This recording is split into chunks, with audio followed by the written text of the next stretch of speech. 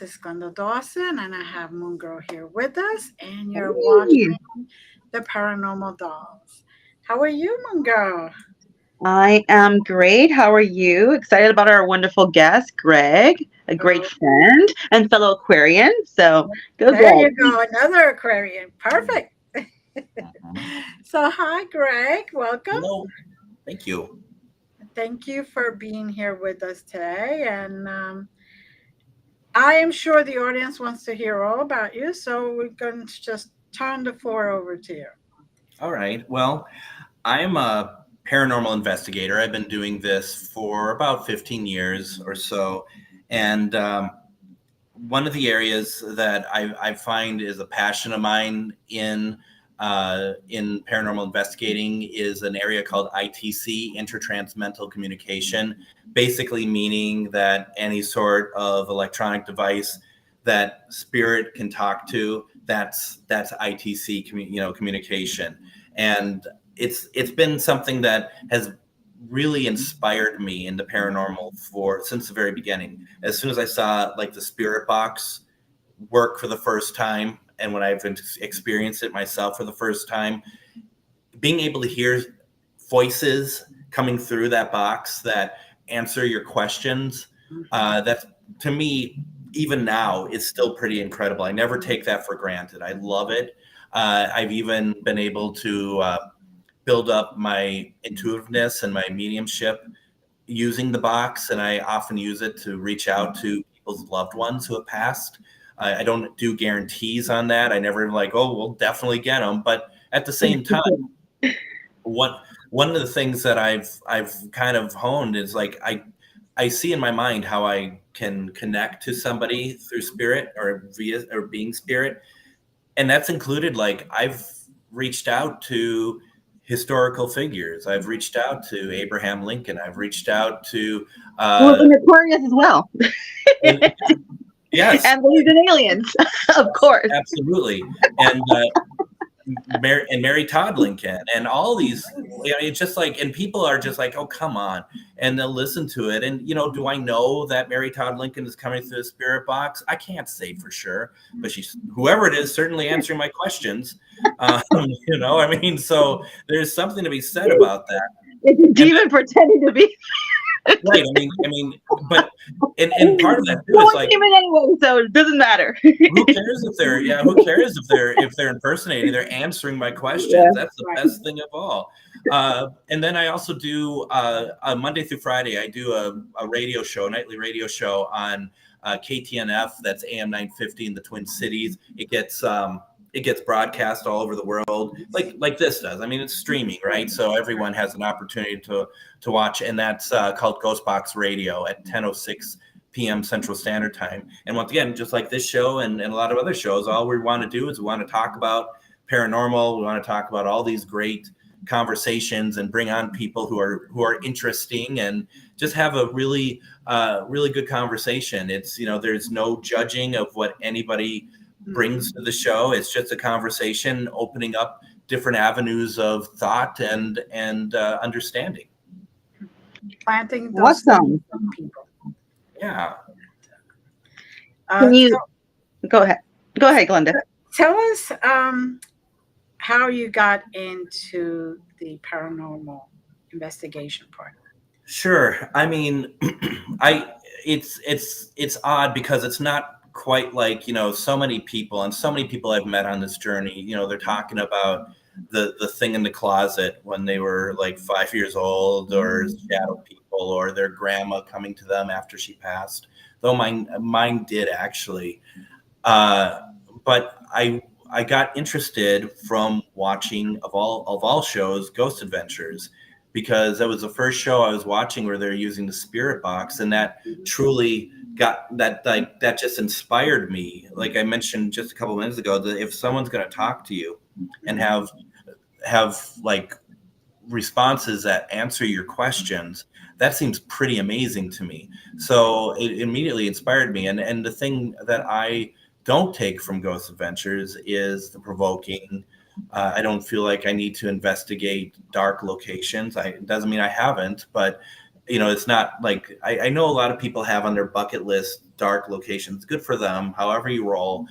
But for myself, I just want to go places, and I firmly believe, just like you two will be able to do, I know, go anywhere and pick up spirit communication. Doesn't matter where we are, and that's the thing that I find, like I know people want to go to some of these locations sometimes because like the architecture or the history, all that, totally get that. But it's like I can be in my house and I can bring forward, voices and people answer my questions and loved ones and stuff. So that's what it got me into it. But then it was afterwards doing this journey, understanding the connection between what people call paranormal and people call metaphysical, and how they are actually the same. They're not different. We're all trying to talk to spirits, and that I understand that people want to use equipment and stuff as I do. It's fun, but that you don't necessarily have to, and that the greatest equipment of all is your body. That's kind of easy, but it's true at the same time. So, and that was really what it came down to for me. It was always being able to help people, to go and help people help spirits, because spirits need help. Sometimes they need, the guidance of us, because it sounds odd, but we're able to see better than they can sometimes because they don't realize where they are. Crossing over is one of my specialties. It's something that I have learned over the past 4 or 5 years, that crossing over spirits is something that has really has made my life better, but also has made some spirits been able to move on when they really needed to. And I always feel like that they're always afraid to, because they're always afraid of what's waiting for them, and they don't want to do that. Right. Dogma that's implanted in them. Yeah, that's exactly it. Yeah. So you have this really wonderful show, and I was honored to be a guest on. Can you please tell us more about your awesome show and what you do on there? So GhostBox Radio is a nightly show, Monday through Friday, 10:06 p.m.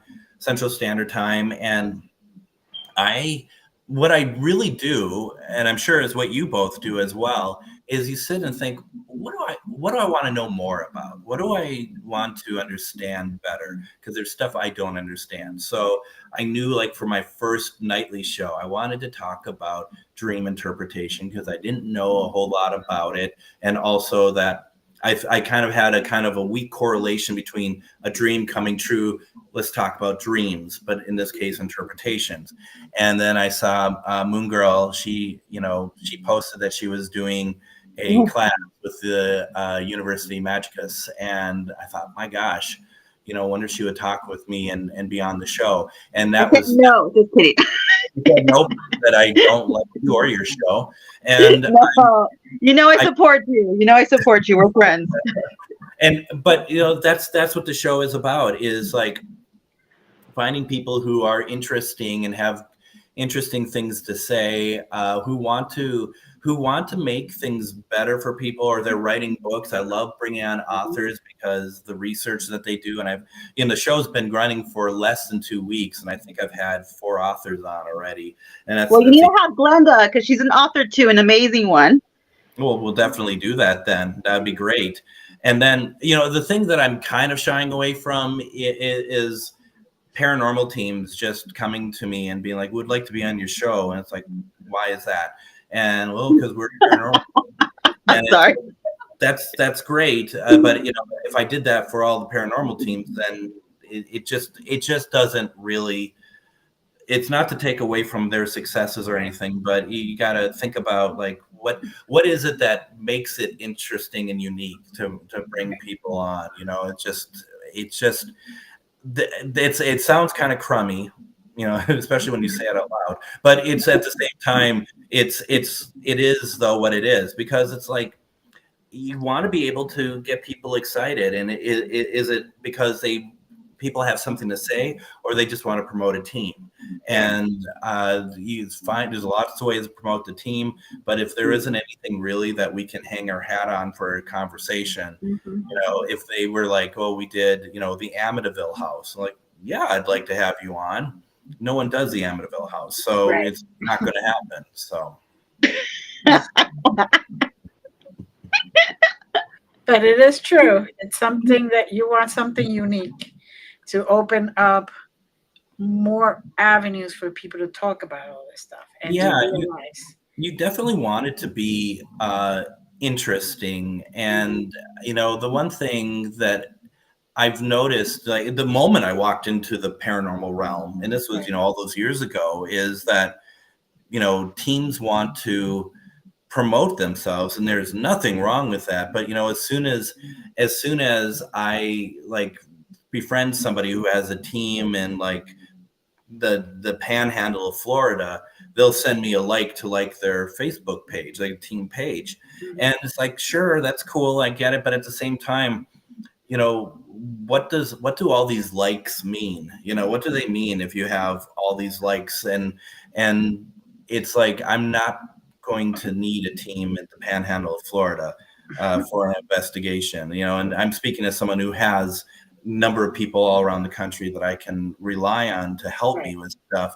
I'm always wondering about what the reason is for why people need to have to really promote their teams, because it doesn't feel as much like we want to help other people, but more like we want a slice of fame, is what it always feels like to me. That's the majority of people, even though they highly deny it. But when it comes down to it, and you are really in the community and you kind of, rub elbows with people, you see the truth about things. So, yeah. You do. And first of all, if you're going to put effort in something, I understand why you're going to want to promote it. I mean, obviously, I want to promote my radio show. You both want to promote your stuff. I totally get it. But it just becomes like, happy birthday, like when it's your birthday and you get a message, happy birthday from such and such paranormal. Like, really? And then it's linked in the message, so that in that message, in the comments, to the thing, it's just like, well, what's the point? I mean, what is the point of that? I don't really understand.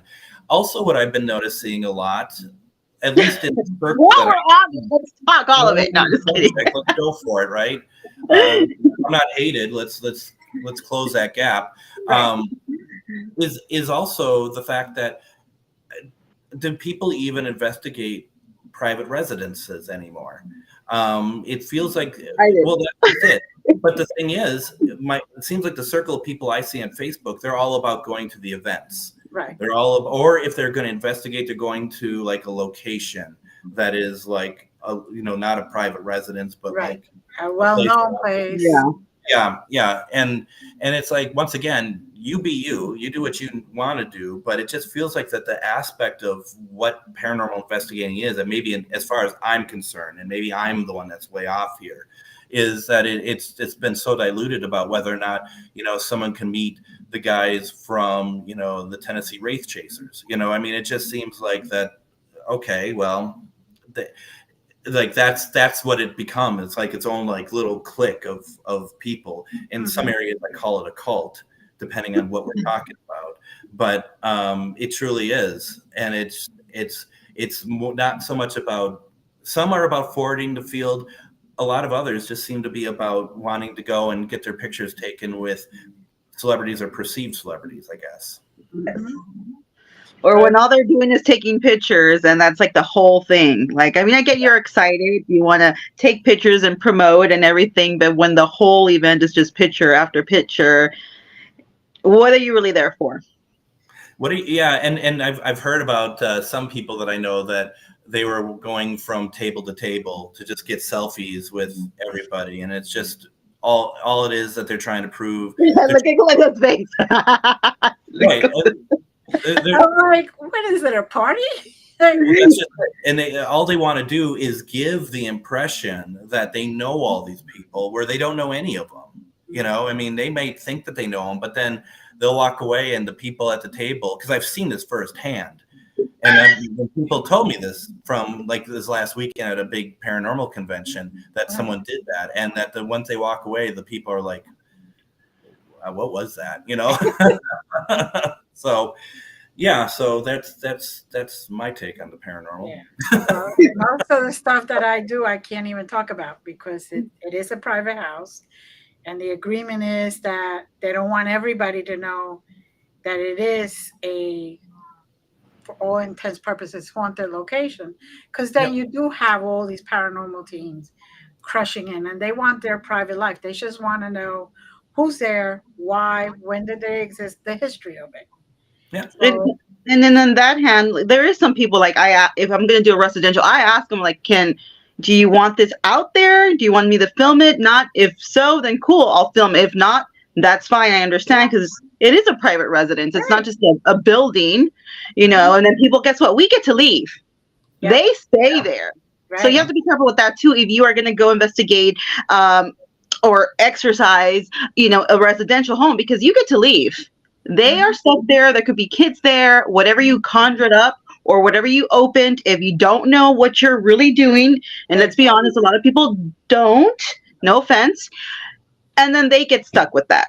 Not everyone has money to just get up and move. And that's another thing I really hate about like shows and people like, they could have just moved. It's not that easy to get up and move. Okay. You need money to move. Yeah. You have a family, you need to find a place just to like, you know, put the light on. It's not that easy. So you have to really take in consideration the family who lives there when you're going to investigate a residential home. Exactly. Very much so. And we do similar to, we have paperwork that they sign that we have 3 options for how much we let out, you know, like full disclosure, leaving their name off, or nothing whatsoever, complete lockdown. And what, you know, I think, you know, you wonder the people who are looking for fame and stuff, if they did, like they had a client, the client's like, complete lockdown, we don't want anyone to know anything about anything going on here, and they get the most amazing evidence ever. You know, you wonder about some of these people if they would actually honor that, because they should, they need to. Right. But I guess I'm so soured in a sense because I haven't seen a whole lot lately that makes me feel like that people are like that they're not there just for themselves in this field, and it's I know that they are, but I just haven't been seeing it lately, and it's been a real bummer for me. Yeah, they're not honoring the paranormal field. Yeah. Instead, they're bringing it down sometimes. I think so sometimes, yeah. So, have you ever had anything that has occurred to you or that you have experienced that has put you over the top? Like, you know, one of those, oh my goodness moments. Yeah, I mean, there's been a couple, and when you say the oh my goodness moments, are you saying like good or scary? Good. Whichever one you want to go with, Greg. All ears.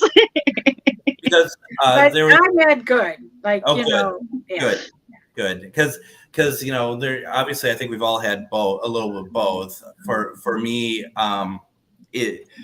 a very positive one was we were at the Grand House in Rush City, Minnesota in November, and it was a group that we took that had taken our paranormal class. I do a paranormal class with Shar. She does a lot of mediumship work, and she is very talented, and we team up and we do a class 6 weeks. And after we do that class, we take students to a location to investigate, and this location normally is the Grand House because it is so even keeled. It's active but not threatening, and so even the people who are worried about it, they leave there going like, yeah, there was nothing to worry about here.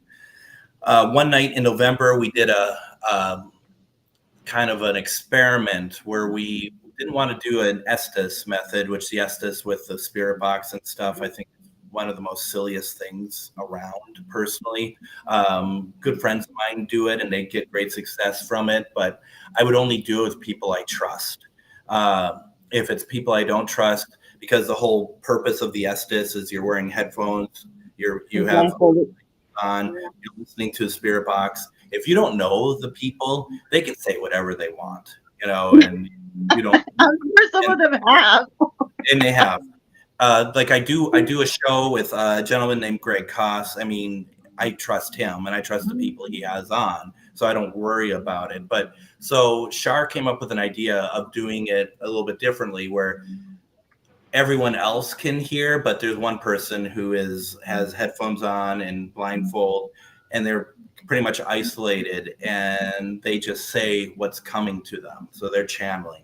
Right. And what ended up happening is what I think of as like a grand slam in paranormal investigating. We recorded it all, and we were mainly over 2 floors in the hotel. A Tree, who is channeling, and Shar up there with Andrea and myself and Lisa on the floor below, and we were communicating between phones that were on speakerphone, so we could all hear everybody. The only person who couldn't hear anything was Tree. And what became very apparent is that there was 2 spirits that were trying to get through, and one being a young boy, the other being the mother. And from what we can understand is that the young boy drowned in the pond in the back, and they can't see each other. They're both in the same location, but they can't see each other. The mother has passed. She probably lived a life, like full life, and she passed at some point and crossed. We believe that the boy never crossed. He didn't know. At one point when we're trying to cross him, he's talking about the light. It's so scary. He doesn't know. He doesn't know what's going on around him. We were getting names that were coming through the spirit box that later she would say. Michael would be one of them. We would get the name as a EVP. We would get the boy's voice as an EVP, and multiple EVPs where it's the same voice. We got knocking on walls. We got shadow figures. We got, sounds of feet running up to somebody, which all this occurred over 18 minutes. At the end, we ended up reuniting the son and the mother. And that, it's so emotional. The recording is so emotional, but I'm saying give it justice. But at the very end, we get this EVP over Shar and Tree talking as a woman, we believe is the mother, saying, it's over now. It's very powerful. But then at the very end of that, about a week later, one of the folks in our team, I think it was Austin, he found like legitimate paperwork about Michael that he had drowned. He was 5 years old. And all the stuff that we're getting. And this is, this is what we do this for, we didn't realize this is what was happening. When we did a presentation about it on Friday at the Grand House, and it was the place was sold out. There was about 41 people there wanting to hear this. And I just said to them, this is a slow burn. If you're coming in here waiting to hear huge knocking on walls and screaming and stuff, this takes a while to build up. But when it does build up, this is going to be, it's very emotional. It's very beautiful. And, it still affects, it affects all of us who did it, but really like Tree, who was channeling everybody. She still can't talk about it without getting really emotional about it, because it's truly changed her life. It's changed our life, but it truly changed her life. Just ridiculous in a good way. It's just like this actually happens. And when you get those validated moments that are validating each other, I find it hard for skeptics even to be able to say, well, that's just because of this, that, and this. Like, is it? I don't think so. So that was a great one. What would you tell a skeptic if because I know there's many out there, and I get this question too. What would you tell one if they, kind of questioned or asked you about it? What would you? I would just say that's their choice. I won't engage in it because it's it's fruitless, and Yeah. everyone has a right to have their opinion. I know what I know, they know what they know. And I find it always funny that a lot of skeptics that I talk to, they're very adamant, they don't believe in any of this. Then they pause and they'll be like, but there was that one time, and they'll talk about one of the most amazing things I've ever heard of in my life, and then they'll talk about, but then there was this other time. And it's kind of, to me, for those who do that, for me, it's always about like, well, what would it take then? I mean, honestly, what would it take if this doesn't make you think differently? You don't have to become a full believer, but to still be like, well, I don't believe in any of this stuff. And then they talk about that. It's like, what does it take then for you to be able to see things a little bit differently? But as long as people are respectful to me, I'll be respectful back to them. I won't engage in it because I just don't want to. I want to respect their opinion. Yeah. But it's always rewarding when you prove them wrong. I'm sorry. Well, if you've gotten somebody who actually said, "Oh, I see it now." I mean, for me, it's been very rare. There might have been a handful of times at the most, but I feel like I'm open to it now. I believe in some of it now. You know, I guess that's probably as far as I've gotten for when it comes to like real big skeptics. But they're very like, you know, this is what I believe, so blah blah whatever. But yeah, it's very true, and even at that too, it's funny because there's a lot of people who I've run into who are very set with that opinion of being a skeptic. So it's like, no matter where I take it or what we can do or to show, a lot of those people are going to have their heels in the ground so much that they're not going to go back on it. You know, but that kind of makes me laugh a little bit because I'm like, then why are you here then if you already don't believe in this? Why go to the events? Why go to the investigations? Or why leave comments on people's stuff? It's like, if you already don't believe and that's already your mind, you made up then why even engage in it? Just move it along. We did an event at a place called the Anderson House in Wabasha, Minnesota about 2 years ago. And a guy came there. He was a ex-cop, and he came there. And I find with ex-cops, either you are totally in or you're totally out. I don't find an in-between with ex-cops. And this cop was there because his wife was really into it. But his energy was absolutely, because he did not believe in any of it. His energy was just really tough to get through because he just was so against it. Where at finally he showed up for the first night with us, and then he stayed in his room the rest of the time. And I just have this feeling his wife was like, just stay away. You know, you're not helping. I mean, he's just his body language and everything was just like, I don't want to be here. And it's like, you know, I get it, but you're ruining it for everybody. Yeah. He just stay in your room. He did, and no one missed him. I mean, it's like not even the wife, especially the wife. I don't think so at all. I mean, I think that she absolutely was like able to be herself, because when you're in a situation, she had the time of her life downstairs with you guys while he was in there. Probably because if you're with somebody, like if you're close to somebody and you bring them along and they don't believe or whatever, and they might even think that you're silly for even believing, you're going to be able to have a good time. You're not going to be able to be yourself. Exactly. Very true. But that happens in anything in life, unfortunately. Totally. It really does. Yeah. It's like don't like, oh, I want to do stuff that my spouse wants to do. Well, if you're not into it at all, then just do everyone a favor and just don't go. So. Yeah. Just let them go wherever they want to go. Just let them go. Let them do. But do you also want to be with someone who thinks your interests are silly and stupid? You know, it's just like it goes hand in hand. Like I don't want to be with someone who thinks what I do is stupid and silly.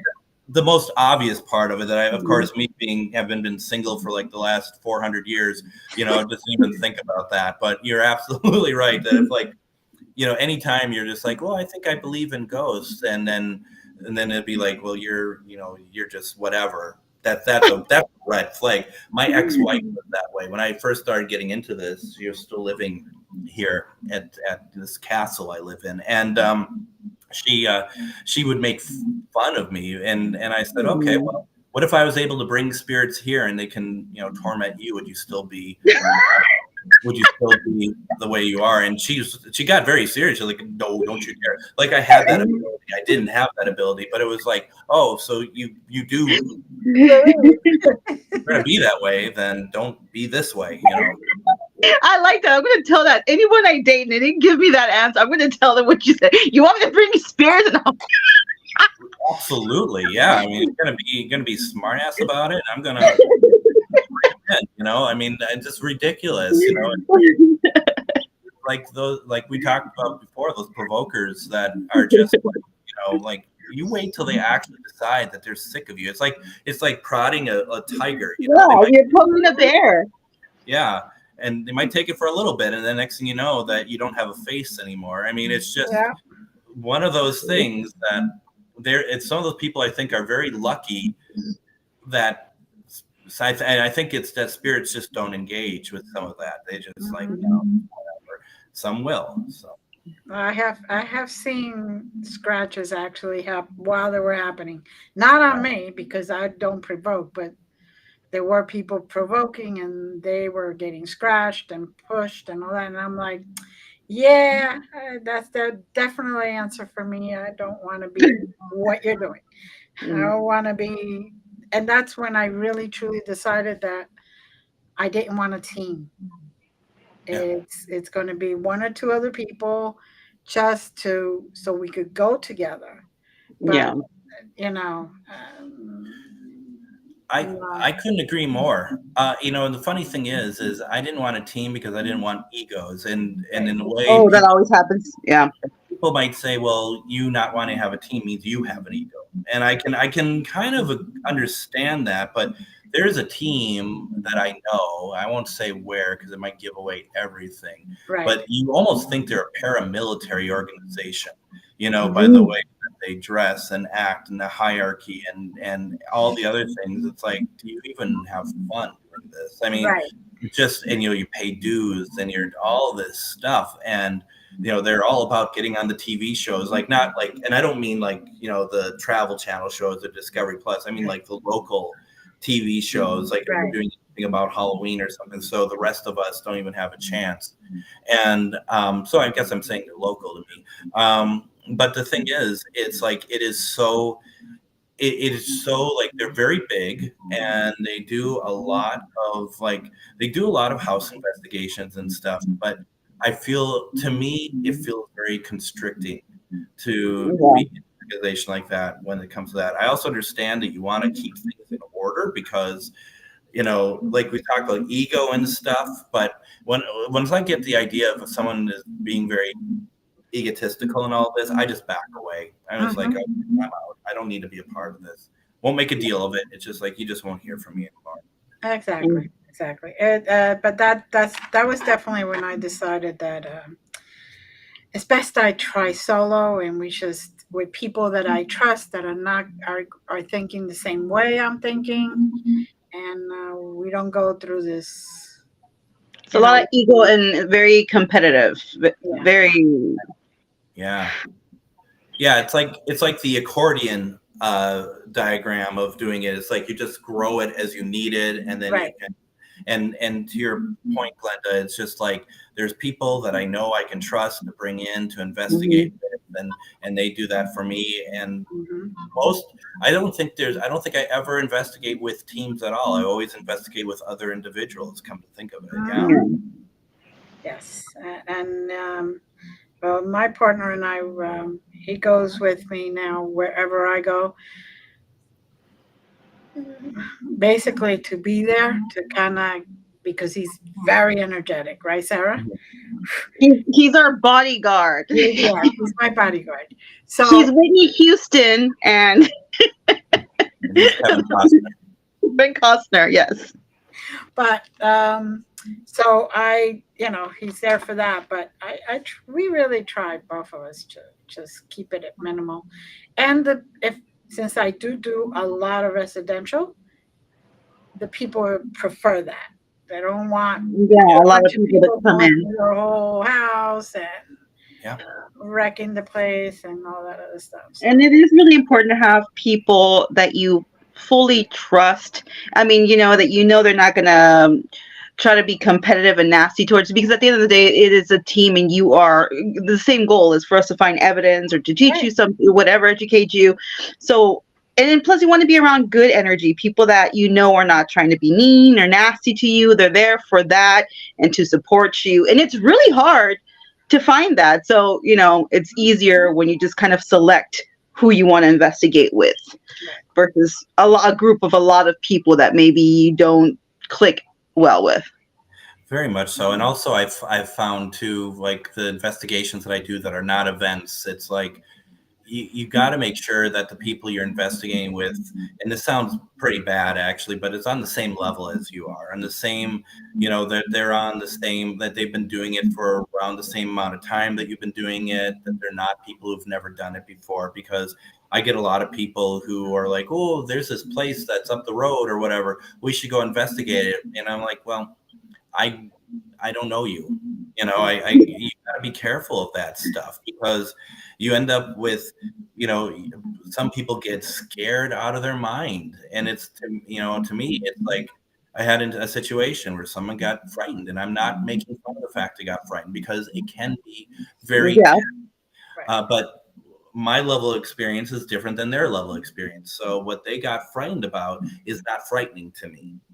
But it doesn't invalidate that they got frightened. But that's what you got to be careful for. And ultimately, you always talk about a chain, right? And what's the weakest link in a chain? And that's when stuff might get in and affects everybody. And that's kind of what happened. And you just have to be careful about that sort of thing. And I know it sounds harsh, but at the same time, I think people downplay how the spirit can really affect your body, your personality, your inner workings, just your ability to do simple things. And you have to be careful about all of that stuff. Definitely. Especially if you end up with somebody who has seen it on TV. This is the way to do it. And they're going in there and they're like, oh, and I'm like, we're going to get attacked. Okay, bring a protection before he even thinks about it. Because the second they open their mouth, you're like, oh, here we go. Well, also with people who are very new, and I understand everybody has to start somewhere, so I'm not talking crap about that. Everybody needs to start somewhere. But if you're not very experienced and you're just going by what you see on TV, that's not necessarily what we actually do or how we go about things. You only get like the exciting moments, the climaxes on TV. You don't see the actual, sometimes you're in a location and you're there for hours and you don't catch a damn thing. Other times you go in and you see the craziest, things ever. And so it's cut, the episode's cut just for 30 minutes, an hour if you're lucky. Right. So if you're just going by what you're seeing, that's not really your teacher. In other words, don't get confused. There's a lot that goes into it, not just going to a place and then you just, whatever happens. And there's people who are really all about and I'm thinking about an event that I did last year at the Mertz. It was a funeral parlor. It was called Mertz, and it was in York, Nebraska. And we were doing another experiment, and the people I was with, the guy was suddenly like, oh, I feel something in the back of my head. I feel something on my neck, and it was like, all right, I can tell this stuff very quickly. I'm sure you both too could do it as well. When you're at an event, and the way that people talk, the way that they dress, what kind of investigator they're going to be. And this guy had ghost adventures written all over him. And this is what he's thinking that these things are like. And so he's just like, the back of my neck, it's burning. And I'm just like, and all I said was light. And so someone puts a light on him, and I look, and there's nothing there. He goes, okay, well, just let me know if something else happens. Okay. And then he's just like, my neck, it's burning again. And like, sorry. and there's scratches on the back of his neck, and his girlfriend, wife, whatever, she goes, that's a sign of demonic possession. And people were kind of getting up and leaving, and I just stopped him and I'm like, show me your hands. And he's like, what? I said, show me your hands. And he put up his hands, and there were skin marks, like skin in his. Oh, he scratched himself. Oh. And, I just said, I'll make a deal with you. I won't make a big deal of this if you don't bring up any of your like supposed scratching again and stuff. You're taking down this event if you do. So let's play fair. Okay. Just like, yeah. Get out. Well, I would have kicked him the heck out. We were at the end. It was the end of the event. So, at least, but yeah, otherwise it would have been like, get out of here, you joker. It's just so weird. Like, why are you that desperate for attention? It's just so, especially as an adult, I just can't, I don't know if I just can't handle it when people are they just want so much attention. Like, just be who you are. I don't know. I'm sorry. That's a big turn off for me. Famous, and they think that that's the way to do it. It is. And the funny thing is, it's like, we've been investigating this place all night. Right. And we've had some interesting things happen. None of it which is provocative. None of it that spirit is provoking us at all. Not even close. And in fact, while everyone was upstairs at one point, I was with someone else, and I was using Spirit Box to reach out to their grandfather, the Spirit Box was giving absolutely on point answers. It was incredible. So there was nothing bad happening at this place, but yet this guy is just like, they're scratching me. And it's like, is it just because you're the devil, or is it just because you're faking it? One or the other, because there isn't anything bad here, but I feel like that some people feel like that they have to be the center of attention on these things. Like you said, Moongirl, whatever reason, I don't understand it either. I do not understand why they, especially as a grown adult. I mean, maybe you're a teenager, maybe you're your 20s and you're just, whatever, but I'm sorry. Even then, I've seen teenagers and 20-year-olds act more mature, way more mature and friendlier than some people who are much older. And I'm like, wow, that always blows my mind. I'm like, woo, okay. Absolutely. It truly is like, and it's just, it really takes away the fun. And that's why I also, kind of made the deal with him, because I didn't want to ruin everyone else's fun there. And, there's going to be at least one person, if not more, going to be like, oh my gosh, what was that? Are we okay? And you don't want to cause a panic either. I mean, this is meant to be fun. Events are not like investigations. Yeah, you investigate an event, but it's not an investigation. It's a bunch of people talking at once, and they're getting their chance to be able to like a group event. Yeah, have an idea of what it's like, but there's stuff that I'm sure you both, being at events and stuff and running them, you see that you normally would stop someone at an event at an investigation from doing, but you just let it go at an event because you want them to have fun. As long as they're provoking, as long as they're not like pretending that they're possessed or something, that's although that has happened. You already know this, Greg. That has happened where there were people who pretended they were yeah, absolutely. And you've known too that I've had that happen too on my end, where it's just like, come on, and they're saying stuff, they're channeling stuff that we just talked about 10 minutes beforehand. There's no new information, but yet they're channeling and they're screaming, and they have to be the center of attention. And the worst was that there was somebody at an event who, she was very irresponsible, and she was, I guess she still is a medium, and kids. I don't know why there were kids at this event to start with. I was against that from the very start. From the 3 people that showed up at this event, there were some kids, and we're doing this investigation, and they said to her, I'm a little scared. They literally said to her, I'm a little scared because I don't know what to expect. I've never done one of these before. And she's like, don't worry, it's going to be all right. No less than 10 minutes later, she's possessed, screaming, running around, and these poor kids, they're just like, what? And she's just, just like, get out of here. Just get out of here. Don't people realize that to really be possessed, it takes a lot? I mean, I in my background, in my past, I have done exorcisms. So I know that not everything that everybody says I'm possessed, you are possessed. You might have an attachment. Yes, I'll grant you that. But possession? And that's if any, if at all. I mean, out of the 20 that I have done, there was only actually 12 that were real. The other ones were just attachments. When they say a famous celebrity, they find out who your favorite dead celebrity is, and they're like, they're right behind you. They've been with you all your life. Like, you're the reincarnation of that celebrity. You are the reincarnation of that celebrity. What a great coincidence, huh? That you. I know.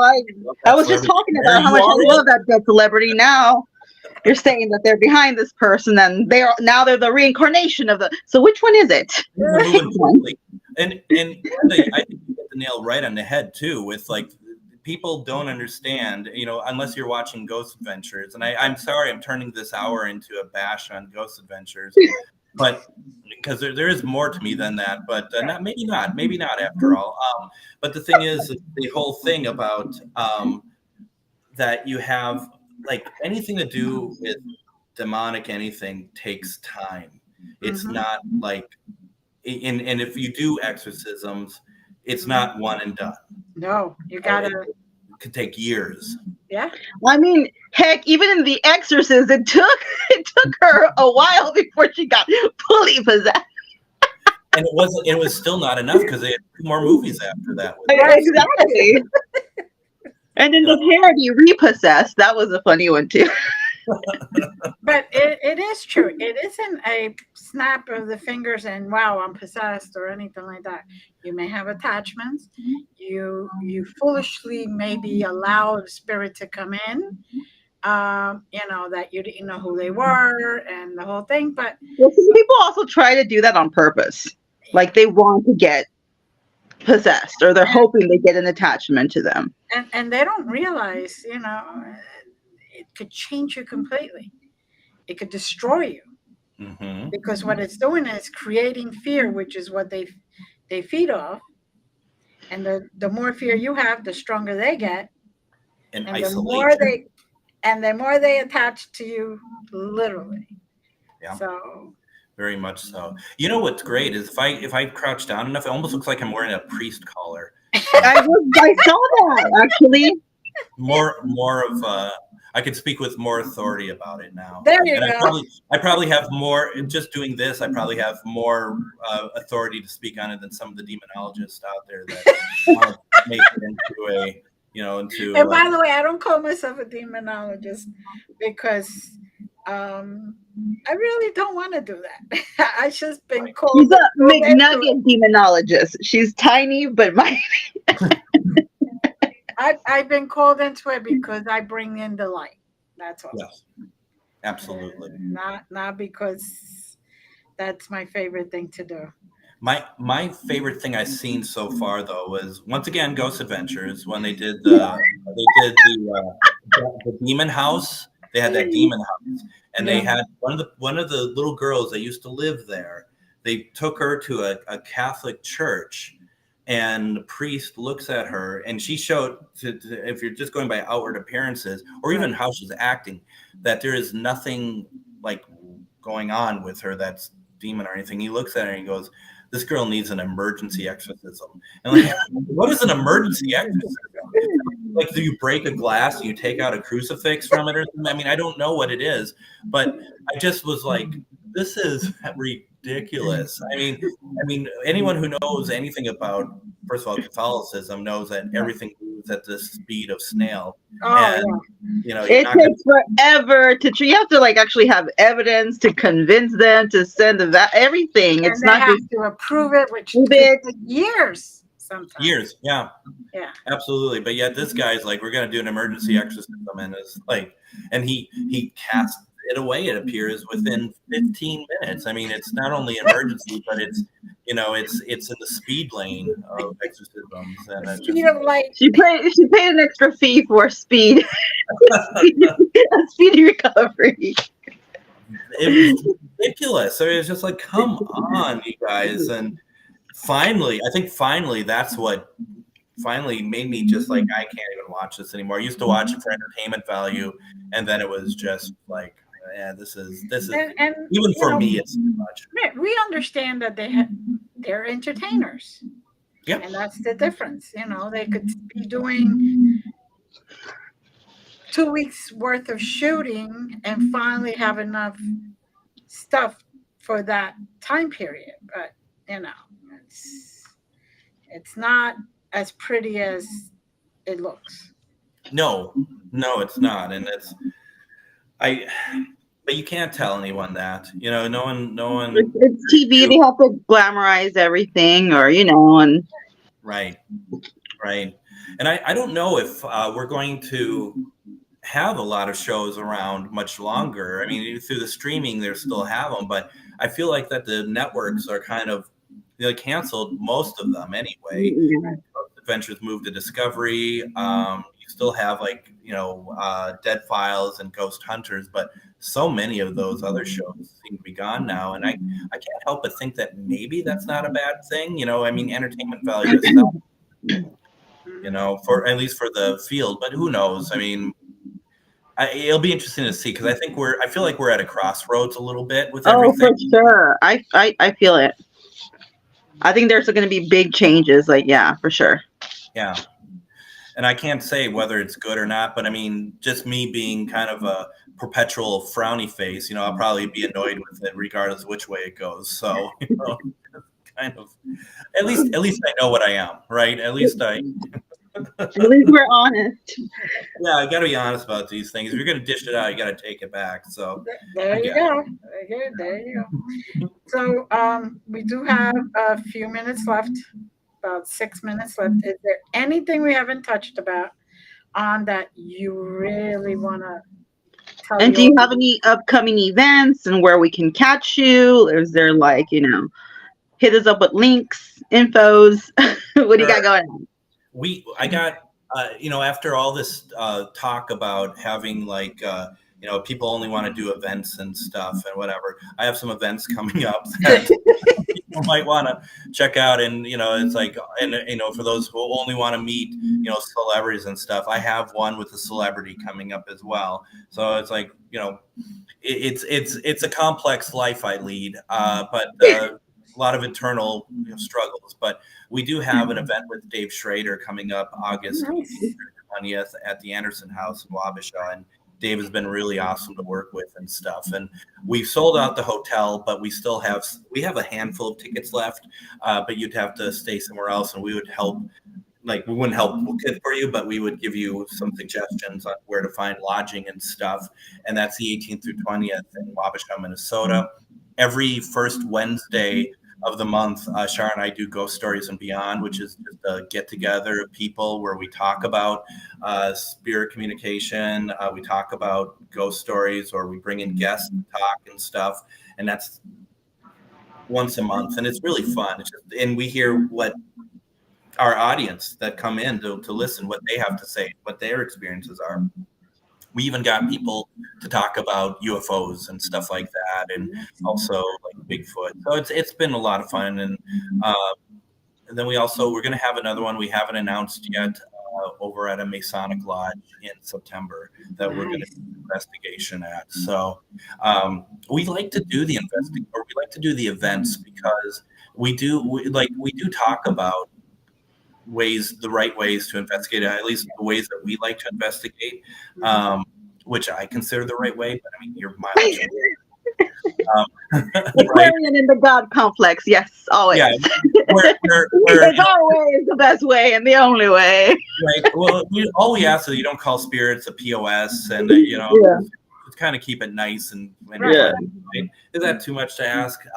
No. And so, but I mean, it's nice to do, and it's fun to give people that opportunity to do that if they don't want to be a part of a team or really want to dip into it. And that is the fun way of doing it, is like, but we also sage them when we leave. We also, throw holy water on them. We don't do that, but we want to make sure that once they leave, that they are safe. Like, they're our responsibility. If they're doing everything right, and they're enjoying, we just want to make sure that they're okay. I mean, we're there watching, making sure that no one, because you all know what it's like when you see like something get too overwhelming for somebody. We're just making sure that we don't see that. If we do, we might just kind of take them to the side, just like, are you okay? Just want to make sure you're okay. We're not going to be like pointing at them in front of everyone like, you're possessed, We'll just, you're a castaway, you're possessed. Just start throwing holy water on them, and just cross, just really. But no, we do our best to try to make sure everyone is safe and have a good time. We don't want to, even though I spent the last hour talking about how I think people should do things, and I'm very, clear cut about that. As long as you're not being a jerk to anyone there or to spirits, just have fun, as long as you're allowing everyone to have a chance to enjoy themselves. I don't investigate these things. I step back because this is for me, this is for them. So, right. Yeah. And, if they have fun, then it raises the vibrations, and the chances of anybody getting hurt is slim to none. It is. And I've had some groups come to me at some events, and they, you just like, did you just witness a puppy get ran over? Because you have no energy whatsoever. And like then that becomes my job to raise the energy of them in the room so that they are having fun again. And sure enough, as soon as you start doing that, you start getting some reactions and stuff. I mean, it's amazing that connection between of energies, and like is attracting like, and all of that. And people who don't believe it, I hope that they can experience it one day so that they can see, because it is beautiful, actually. Well, thank you, Greg. It was wonderful. Is there a website or someplace they could find you? Feel free to like my Facebook page, GhostBox Radio with Greg Bakun, and then also do ghostboxradio.com, and that's where all the previous shows are. So if you want to go listen to Moongirl, and that was a great episode. That was a lot of fun. Thank you again for having me. It was a lot of fun. It was great. Matter of fact, the owner of the station called me the next day, and he said how much he enjoyed that one in particular. Oh, yay! That was really cool. One for the Moongirl. Yeah. That since that Monday, everything has not been as good since then. So he didn't say that. But yes, exactly. Please go there, but go to GhostBox Radio with Greg Bakun on Facebook, and please like it. We post stuff all the time on there too. So hopefully you find it worth your time and effort and energy. All right. Well, thank you very much. Thank you for being here with us. Back in another time and hear more about all your experiences. You need to go on Glenda's Den, and you need to go on GhostBox Radio. Yeah. Absolutely. All right. Thank you. Hooking people up.